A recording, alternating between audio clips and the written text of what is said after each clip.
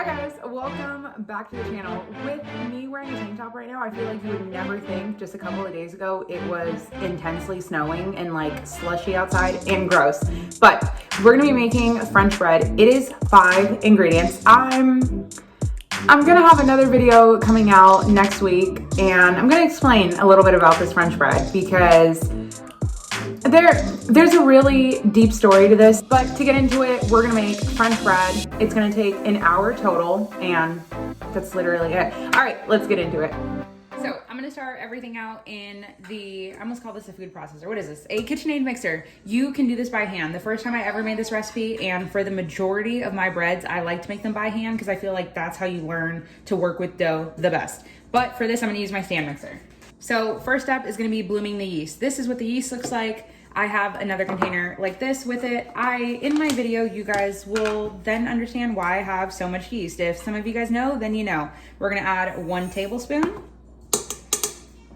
They also come in packets, by the way, so if you're not wanting to get a big container, then we're gonna add, I just have a bag, but we're gonna do a teaspoon of some sugar. Anytime you are getting your yeast to rise, you need some type of sugar to feed the yeast is what they call. So you can do a teaspoon of honey, a teaspoon of sugar, a teaspoon of maple syrup, but you don't want it to be like, don't try to do what's that stuff called? Like monk fruit sweetener? Absolutely not. Like real sugar. It's not that much for 4 loaves of bread. If I didn't clarify, that's how many we're gonna be making. Then 2 cups of warm water. It is so important that the water is warm, not boiling, not hot. You want it to be like a warm bath water, but like a warm bath water you would bathe your kids in. Warm, but not hot. Then we give it a little whisk just to make sure everything is nicely incorporated. It's gonna look like milky water. And now we're gonna let this sit for 5 minutes. Okay, this is, ooh, perfect. Do you guys see all of that? Let me adjust the lighting. Can you guys see that? It's just like bubbly. Okay, this is exactly what you want. That's when you know you've bloomed your yeast correctly. So if you feel on the side of the bowl, it feels slightly warm, not like aggressively hot, but that's exactly what you want. Like a foamy beer consistency on top. That probably doesn't sound really good, but beer is made from yeast too. So that's exactly what we're looking for.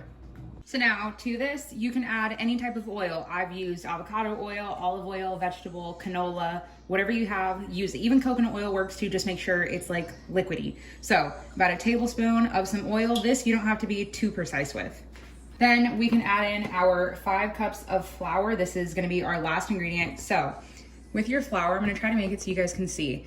I'm just scooping, here, I'll pour it all out, and we're just gonna scoop in here and just shake it off until it's nice and flat. Can you guys see that? So it's not heavily packed. You don't want to press it along against the sides.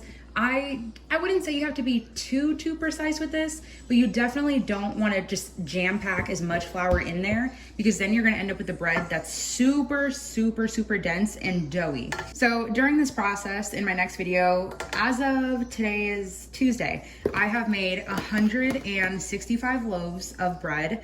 Like I said, I will explain more to that, but I have used quite a few different types of flour. So this is all-purpose flour, which is what most people tend to have, but I have used self-rising flour. I have used organic flour. Don't use almond flour. That's not gonna work for this because it's not even really flour. It's just like crushed up nuts. But really almost any type of flour works here. If you're gonna use like a whole wheat type of flour, just know that your bread's gonna be a little bit denser. It's still gonna taste good and it might take a little bit longer to cook and it will get browner quicker. So once we have our 5 cups of flour, this is just a dough hook.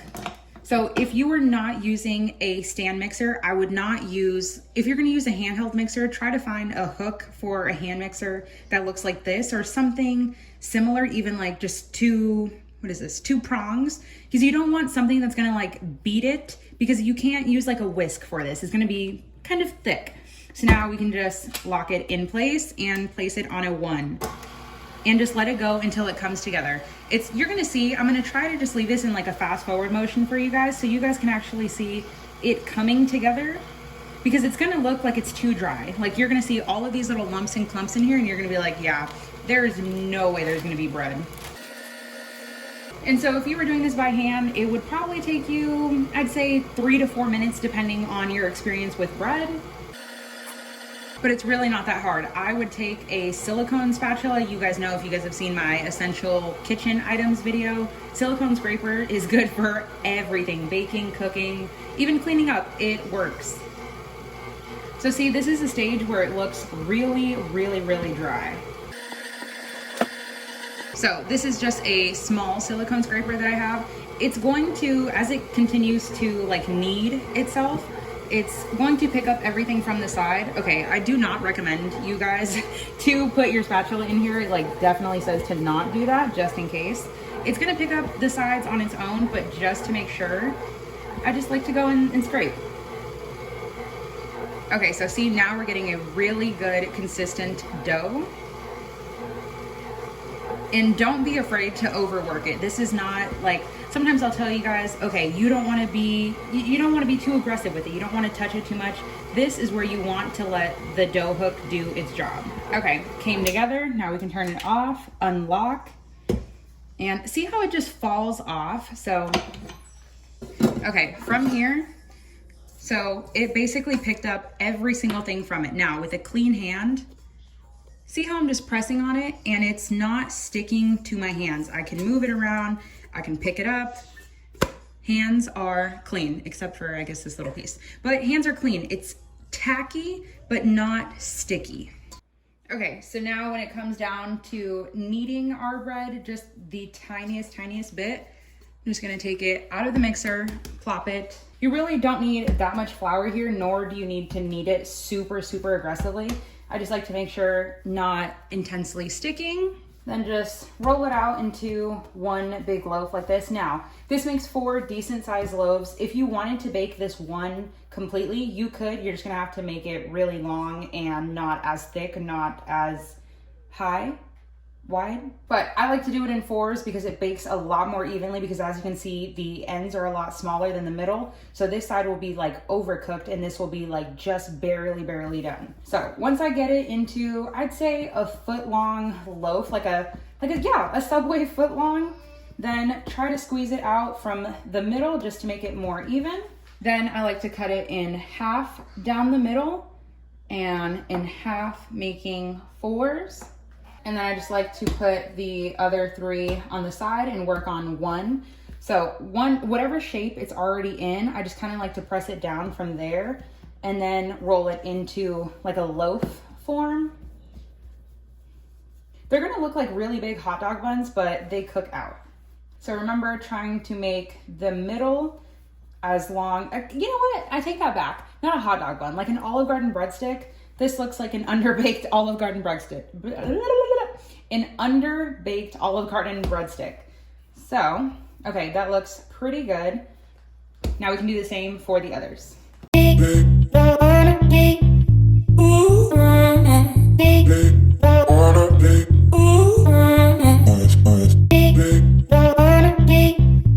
Now that we have all 4 of those done, I just have a sheet tray with this is a silicone baking mat. I highly recommend even if you make anything in the oven, chicken, pizza, bread, whatever, this is so nice because for one, you don't have to wash your pan after, but for 2, it just makes it so much easier because absolutely nothing sticks to this.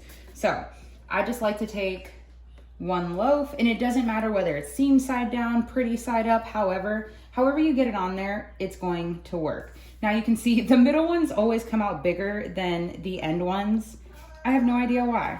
Okay, we can place that down, pick up our last one, and that's it. Now we're gonna place just a regular kitchen towel over it and let it rise for 45 minutes. So after 45 minutes, you can see that the bread has split and has little cracks and crevices. That is when you know there is like nice little air pockets in there and you're gonna get a really good quality bread. So oven is preheated at 400 degrees. Now we're gonna toss them in for anywhere from 25 to 30 minutes. It really depends on what color you like. 15 to 20 minutes, they're done. But I like them a little bit darker and a little bit like harder and crustier. So we're gonna go 27 minutes. 27 minutes later, and they are done. They're so incredibly, they are really hot, but bottom nice and brown. The lighting here is kind of making them look a lot whiter than they are. But look at this. So good, and there goes my doorbell.